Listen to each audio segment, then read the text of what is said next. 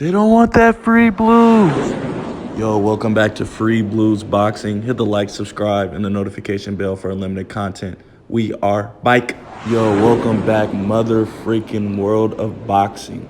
I hope you guys didn't miss Devin the Dream Haney versus Jorge Linares just this last Saturday, May 29th. It was live on DAZN at Mandalay Bay. You know me, Free Blues Boxing. I had to pull up to the fight.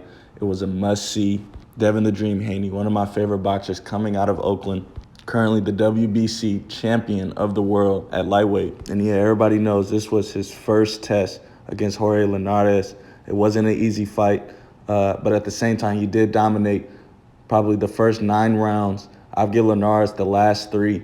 Linares hit Devin the Dream Haney with a huge shot in the 10th that had him wobbling. His legs were wobbling on his way back to the corner, but nobody expect Devin to just come in there and just flat out dominate the whole fight. He has definitely put the whole boxing world, the lightweight division and junior welterweight division when he moves up, on notice. Yes, Linares has 5 losses, but nobody has ever came in and handled him the way Devin the Dream Haney did. We understand Devin had got some criticism about him hugging too much. Let's keep in mind, Devin the Dream Haney is 22 years old, and he understands the fundamentals of boxing. If you get hurt, it's okay to clinch your opponent. It's okay to recover. Most fans don't know about boxing or rather see Devin Haney just get ate up by Linares instead of defending himself. But just like Devin said in his post-fight press conference, when it's time to face adversity, he's a true champion and he knows exactly what to do. One thing I noticed in Linares post-fight, just as one of his interviews, he had said Devin Haney had no power, but when Devin Haney approached him, he had approached Linares in the locker room in the back, and Devin Haney had asked him, how's my power compared to Lomachenko? He was like, no, you have power, you have power, you have power. I respect Linares as a real fighter, a 3-division world champion, but it appears that a lot of fighters don't, be 100% transparent about the other fighter. Linares has said 2 different things in 2 different interviews. One thing I respect about Linares in that interview, he was like, Devin Haney has a tough style to beat. Linares said that Haney, he likes to jab, stick, but he's super elusive basically, and he'll stick, but he'll also move back. A lot of the boxing world likes to say that Devin fights just like Floyd Money Mayweather. The whole name of the game is to hit and not get hit, and Devin Haney has just mastered the art. Now, Devin Haney's promoter, also the owner of Matchroom Boxing, Eddie Hearn, he had also stated that Jorge Linares had got hurt in that 4th round. I mean, he's sitting up front and center. He said Linares was hurt at the end of that round. He said basically his body language wasn't looking right. And Devin Haney had landed a nice hook just earlier in that round. Like I said, I was at the fight. The atmosphere was crazy. It was a terrific fight. I would say the whole second half of the fight, specifically the last 3 rounds, was fireworks. But the whole time I was thinking is that we are now seeing at the lightweight division out of Ryan Garcia, Teofimo Lopez, Devin the Dream Haney, Gervonta Tank Davis, these young men, right now, the new generation of boxing, we're now starting to see as, they're going through these tough gatekeepers. Who really has a chin? Late last year, we seen Ryan Garcia get dropped, was it the 3rd or 4th round, by Luke Campbell. We've seen Teofimo Lopez versus Lomachenko. We've seen Teofimo Lopez, face adversity as Lomachenko started to, heat up late in those rounds. Before Tank Davis fought Leo Santa Cruz, which was a blowout, by the way, he fought Gamboa.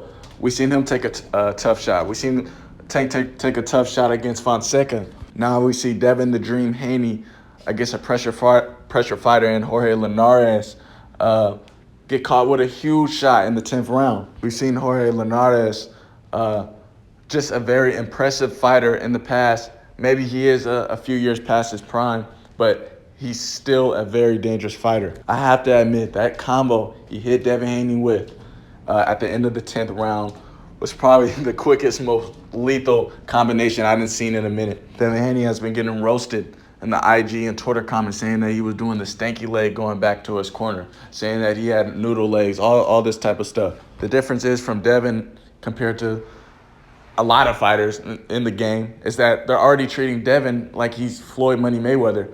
as far as the criticism, let's keep in mind, he's only 22 freaking years old. Devin Haney legitimately is a perfect fighter in the ring. He's a very decorated fighter. He has a deep amateur background. We've seen him on YouTube sparring Sean Porter. We already know he sparred Shakur Stevenson.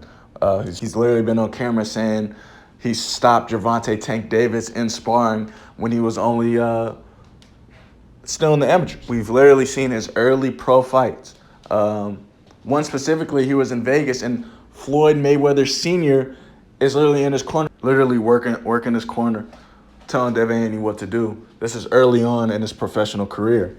Now Floyd Sr. is attending his fights, letting Bill Haney, Devin's dad, do the training, but Devin Haney has that experience. So as you see, when he fights these gatekeepers, like a Jorge Linares, still a great fighter, by the way. Jorge Linares is 35 years old. He's been in there with Lomachenko.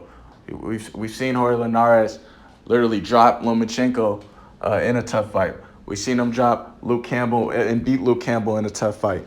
And now, as we see in this fight, Jorge Linares had no answers for Devin the Dream Haney. He did catch him late, but there still was nothing he could do. Devin Haney was already up too much on the scorecards for Jorge Linares to come back into the fight. The reason why a lot of the world of boxing hates fighters like Devin Haney, Gervonta Tank Davis, this is because they're literally the prodigies. They're literally the next level Floyd Money Mayweathers. Maybe obviously not quite Floyd Money Mayweather, but at least the young pretty boy Floyd Mayweather. Gervonta Tank Davis definitely like pretty boy, which with just the way he's just annihilating guys. By the way, he's about to fight Mario Barrios coming up for that junior welterweight WBA belt. So yeah, these two divisions, lightweight and junior welterweight, are on fire right now. Also, I want to give credit to the professional boxing coach, Ben Davison, also Josh Taylor's coach, who was working with Devin Haney in this camp. At least I seen him on the mitts and, wrapping his hands and probably giving him some tips. Josh Taylor is the undisputed junior welterweight champion of the world, obviously with one franchise belt. But we see what Ben Davison was able to do with Josh Taylor and his success. So it's good that he's helping out Devin Haney and doing the same thing.